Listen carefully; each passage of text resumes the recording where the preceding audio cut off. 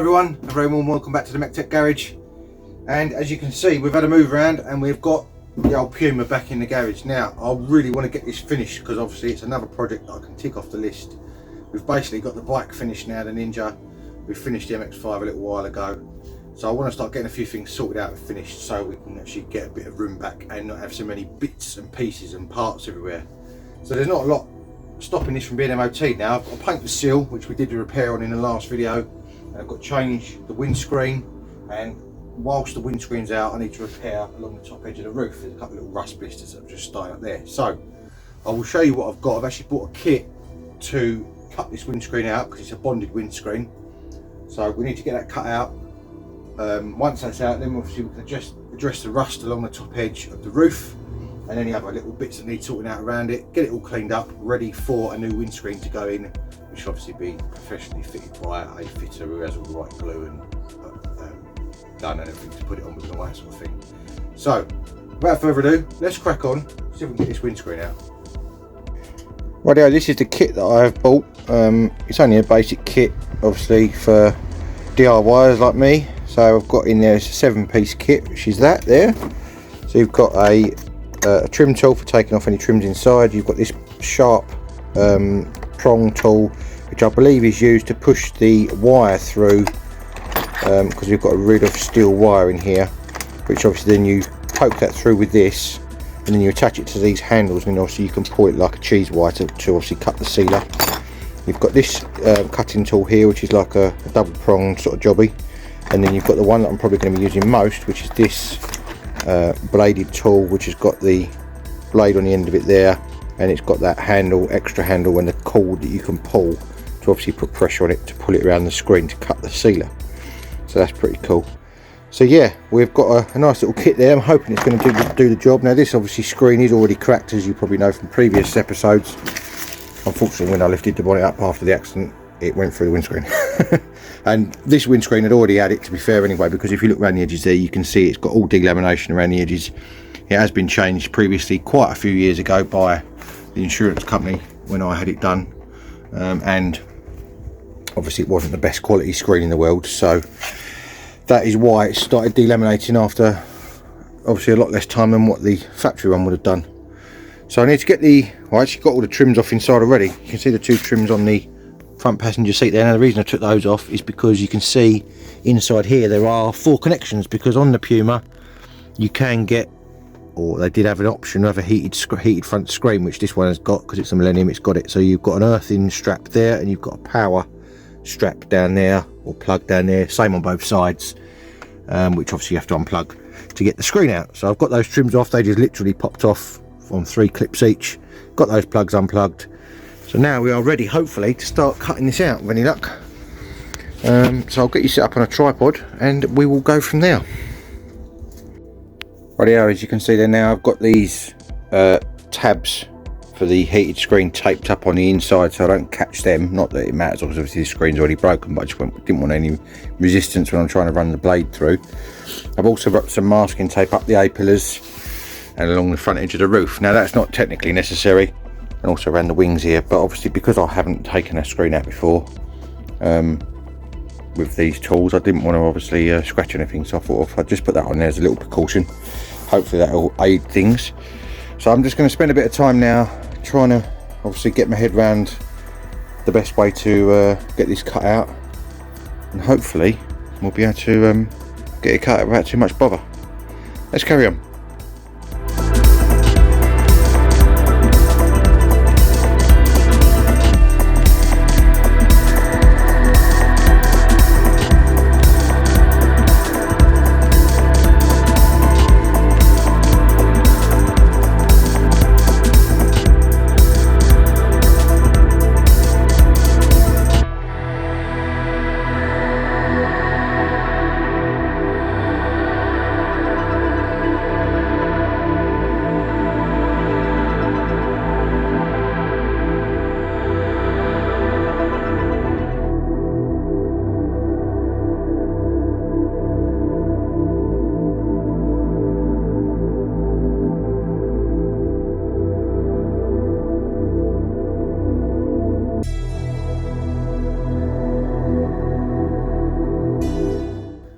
Right then, after a hell of a lot of struggling, it took me ages to get this out. It had been glued in, as I say, by Auto Glass, whoever previously, and there was big globs of glue everywhere, as you can see there. It was really stuck in there well. So it took me a multitude of different tools to get it out. As you can see, this is the area that is concerning me. It hasn't gone through yet, which is why I wanted to do it now before it does. And in that corner over there, there's a little bit as well. So I want to address those, and I may, while I've got the screen out and I've not got any time pressure as far as a window fitter coming, I'm going to get all this old glue off, and I'm going to clean up all the way around the edge, and I'll probably paint the whole aperture just so that I know that it's all nice and fresh and protected. That is the plan. So the next job is going to be to get all this old glue stripped off. In fact, no, the next job is going to be to put a sheet inside the car so that hopefully I don't fill the inside with rubbish when I'm cleaning it all up, as best I can, you know. So that's going to be the next thing, and then obviously we can start cleaning all this glue up and go from there. There is the old screen. As you can see, it was already broken. I've broken it a lot more getting it out. Got to take that mirror off of it. You can see where that glue in that corner actually wasn't even stuck. It pulled the paint off with it, look. So, well, it was stuck, but it's pulled the paint off instead of pulling the glue off. So that's obviously that rusty area there. So shows this was a good thing to do. So yeah, I think we might have saved that just in time again as well. So that's good. Let's crack on and get this done. On another note, Westfield Campbell's just arrived. Woo!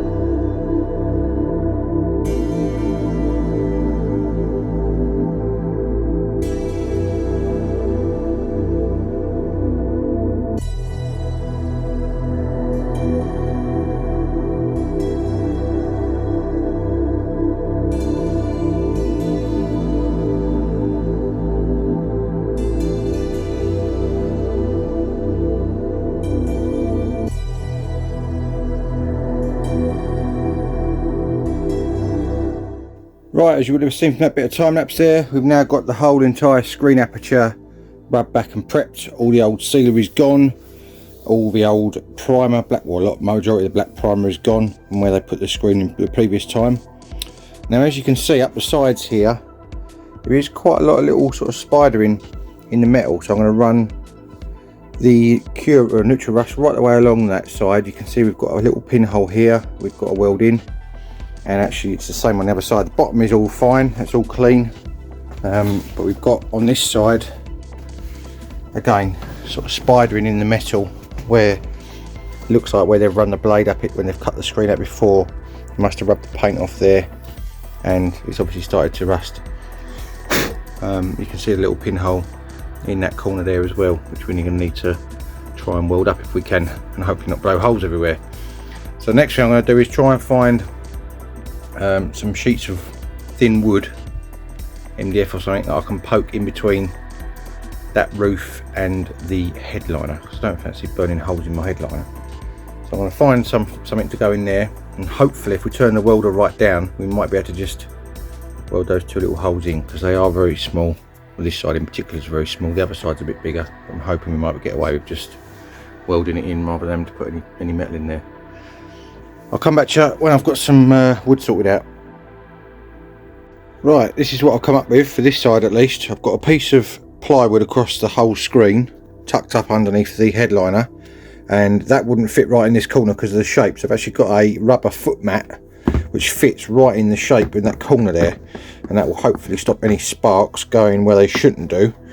And what I've also done is I've actually drilled that hole out with a drill bit, so that I know that the metal is hopefully going to be thick enough to take a weld. It looks fairly thick from what I can see, so I'm hoping that that is just going to be able to be sort of effectively plug welded up, and that should do the job with any luck. And then obviously all this other stuff around it is all intact, so we're going to obviously treat that with the rust treatment, a few coats of that. I've cleaned up the roof as best I can as well, so fingers crossed. I'm going to have a go at welding that up and see what it comes up like, and then I'll come back to you and show you what we got. Right, there we are. That is the driver's side done. Not too bad for a plumb.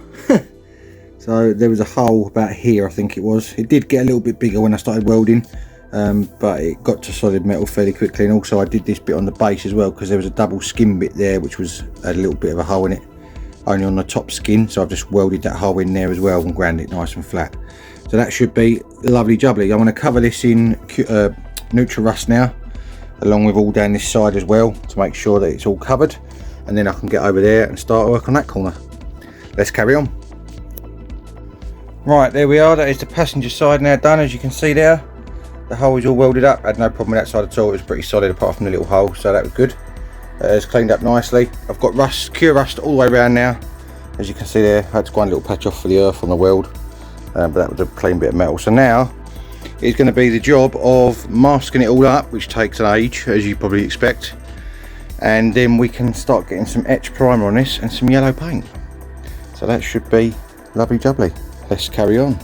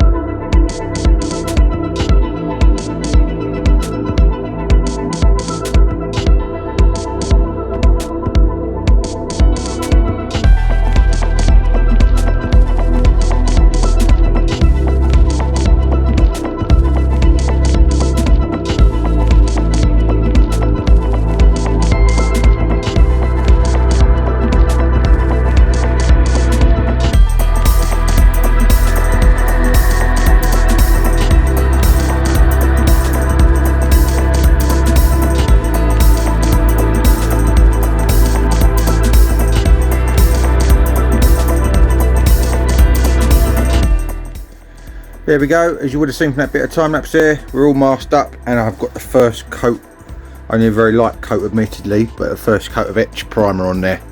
So I'm going to let that dry. I've got the fan heater on over here.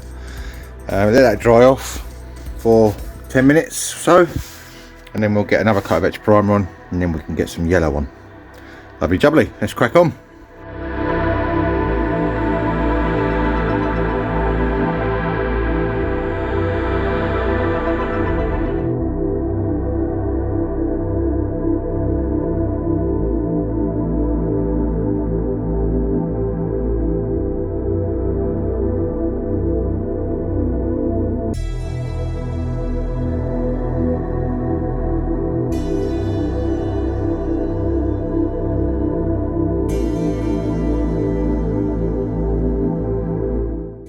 Rightio, as you can see there now, that's had 3 coats of yellow paint, and I've given the sides and the bottom scuttle a coat of satin lacquer. Now the reason I haven't done the top yet along the roof edge is obviously because we've got 2 areas in each corner which actually go onto the roof itself, which is going to need to be gloss.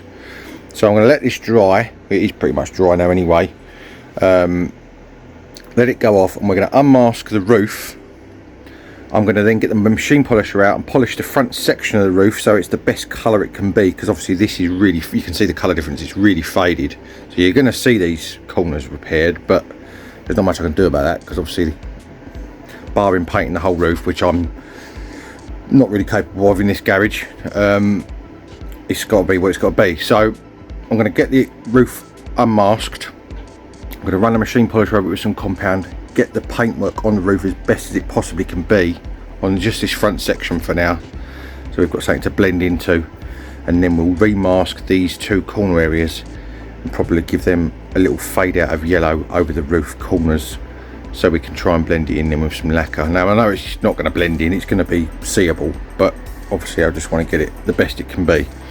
The rest of this obviously isn't actually ever seen, believe it or not. I know I'm being a bit sort of over the top here maybe, but none of this is seen because obviously the screen covers up all these apertures and the scuttle panel covers up all this aperture.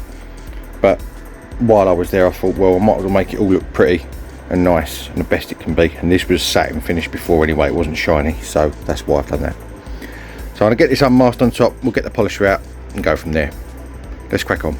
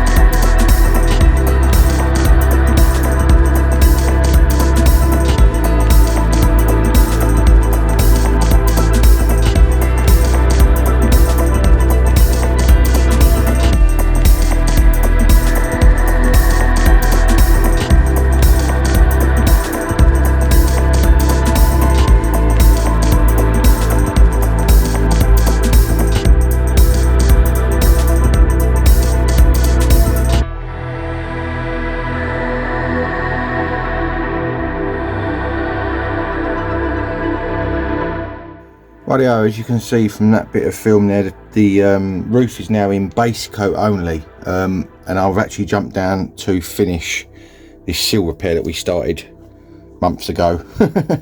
Now the reason for that is I've got a can of the lacquer which has the hardener in it, which obviously you have to release into the can when you want to use it, and it only lasts so long. So I want to get this seal all rubbed down and painted, obviously in base coat the same as the roof, and then I can obviously then allow the hardener to go into the lacquer in the can and use it all in one go. That is the plan. Now as you can see, so we put this in primer last time, all the filler work's done, it's just in primer there, so it needs rubbing back along with the rest of the seal. I'm going to attempt to pop the bottom of this wing off, because as you can see the bottom lip of this seal is quite rusty. It's solid but it's quite rusty, so I need to go right along the bottom lip of this seal, and I want to do something about this sealer. This has always bothered me with this car. It's got a really coarse section of sealer from there to there, and it catches all the dirt. No matter how much you clean it, it always looks a bit naff. So I want to try and smooth it out a little bit if I can in the process of doing this. So I want to get some sanding done. Obviously we need to do all inside as well. A little bit of a recap for you in a second. There's the inside of the seal that we repaired.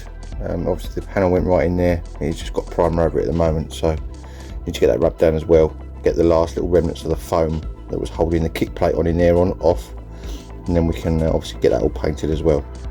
So let's crack on and get some rubbing down done.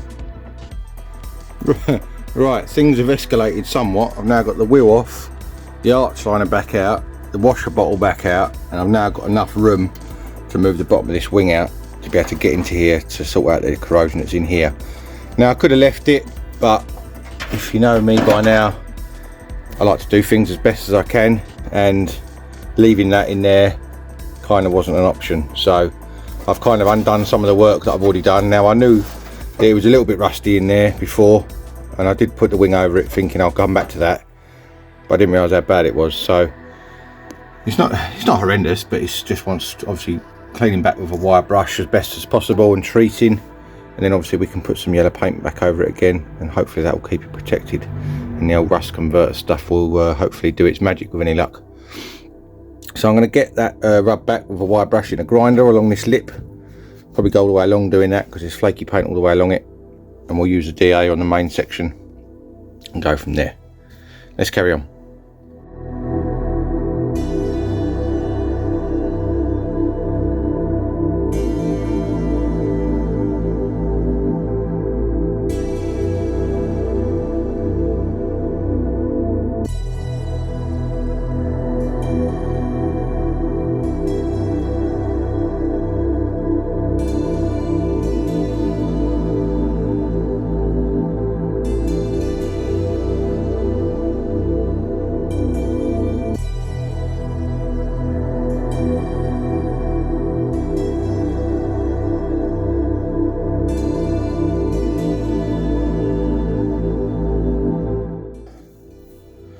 You know when you do one of those jobs and you wish you'd never started it?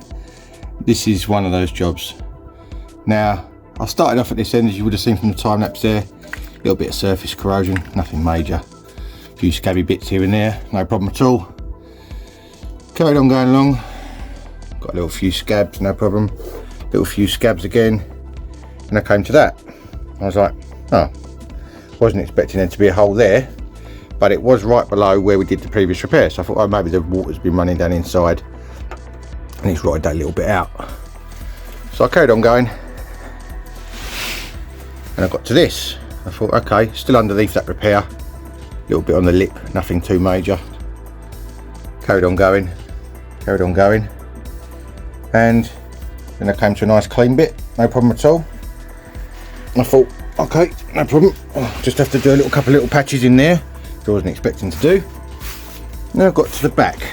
Now, as you will know, it has got some rot on the rear arch, which has gradually got worse over the years, and I should have treated it a long while ago, but I didn't. So anyway, that's what I've come up against at the back here. The whole bottom of the quarter is completely rotten, to the point where I can get my hand and fingers inside it. Right the way along, and I dare say these bubbles that are on the end here, if I poke them hard enough, they're going to go into holes as well. Look, see, it's just literally falling away. There's nothing left of it. So a car that I thought was fairly close to being on the road is now miles away. So that is not ideal. Don't know what to do now. Feeling dejected. Right then, I did not expect this to be the end of this video like this. As you can see, the Puma has been banished to the driveway under a cover, the Westfield cover in fact. It is about 2 or 3 weeks later since I filmed that last section where I found all the rust, and it has been a difficult decision as to what to do with this car, because as you would have seen from the series, I've done a hell of a lot of work to it and rescued it from the brink, as the title suggests. So what do I do now? Do I carry on, or do I do a cut my losses? Well, if any of you know me by now, you'll know I'm not going to give up on it. So it will be fixed. When, I don't know, but it will be fixed. It's going to sit here and think about its actions for a little while and hopefully in the near future it will be back on the channel and we will be repairing it. I need to get a complete seal panel for it. It is quite excessive, that rust, and as you would have seen previously, I have already repaired that seal from rust, so there's no point in messing about. We need to put a full panel in it. We need to clean all the inner seal up nice and do a proper job, and put an arch in it as well, because there's no point in putting a seal in it if we don't put an arch in it, because it's just going to rot it out again. So that is the plan. I don't know when, but it will be sometime in the future. I have actually bought a proper handheld spot welder specifically to do this job with, which wasn't cheap, but I wanted to do it as best I could. So that will be on the channel too, and I'll show you that little new tool I've got. That is a really nice bit of kit, that. So, as I said, this is not how I expected to end the video, but there we go. It's one of those things. If you do like what you see, maybe consider hitting that subscribe button down there, and obviously hit the bell as well. That will tell you every time I upload a video. If you do like what you see as well, have a look on Instagram. I've got MEC_TEC1985, and I have got Facebook MEC-TEC, little sneak peeks during the week of what I'm up to. And thank you very much for watching, and all that's left for me to say is, if you want to join me soon for more automotive adventures, I'll see you again next time. Cheers guys.